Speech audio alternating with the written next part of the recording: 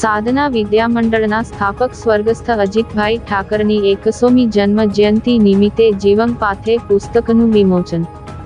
જૂના ભરૂચમાં સામાન્ય પરિવારના વિદ્યાર્થીઓ માટેની શાળા સાધના વિદ્યાલયના આદ્ય સ્થાપક સ્વર્ગસ્થ અજીતભાઈ હીરાલાલ ઠાકરની 100મી જન્મ જયંતિ નિમિત્તે તેમની યાદગીરીના સંભારણારૂપ જીવંગ પાથે પુસ્તકના વિમોચનનો કાર્યક્રમ સાધના વિદ્યાલયના પ્રાર્થના હોલ ખાતે યોજવામાં આવ્યો હતો। નર્મદા તટે અમારી સાધના। જૂના ભરૂચ એક સમયનું ભરૂચ શહેર હતું।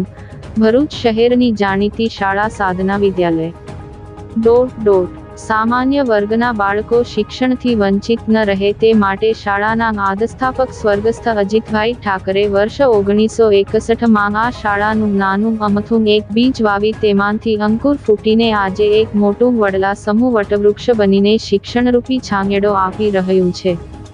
શ્રીમતી એની બેસન્ટ માનવ સેવા શિક્ષણ ટ્રસ્ટ તેમજ સાધના વિદ્યામંડળના આદ્ય સ્થાપક એવા સ્વર્ગસ્થ અજીતભાઈ હીરાલાલ ઠાકરની 100મી જન્મ જયંતિ વર્ષ નિમિત્તે સ્નેહીજનોના સંભારણારૂપ જીવંગ પાથે પુસ્તકનું આજરોજ ઉપસ્થિત ભરૂચ જિલ્લા શાળા સંચાલક મંડળના અધ્યક્ષ દિનેશ પંડ્યા, પ્રમુખ પ્રવીણસિંહ રણા, ગુજરાત રાજપૂત હિતવર્ધક મંડળના ટ્રસ્ટી જનકસિંહ ડાયમા, મોઢ સમાજ અગ્રણી દર્શન પંડ્યાના હસ્તે વિમોચન કરવામાં આવ્યું હતું।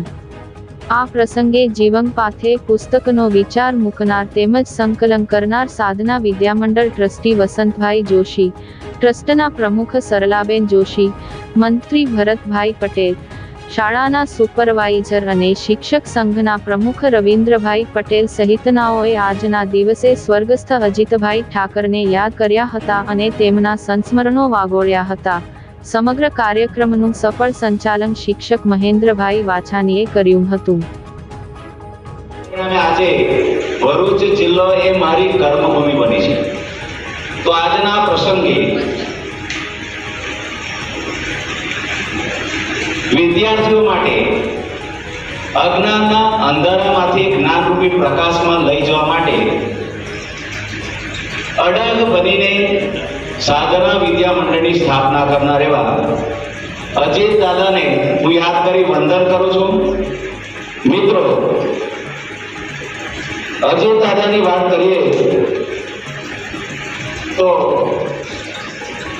જે પણ મહાનુભાવો છે અજીત દાદાને મળ્યા નથી તે આ પુસ્તકનો માત્ર અભ્યાસ કરશે, તેના આધારે એમના જીવનની બધી જ બાબતોથી માહિતગાર થશે અને તેમના માટે પ્રેરણારૂપ બનશે।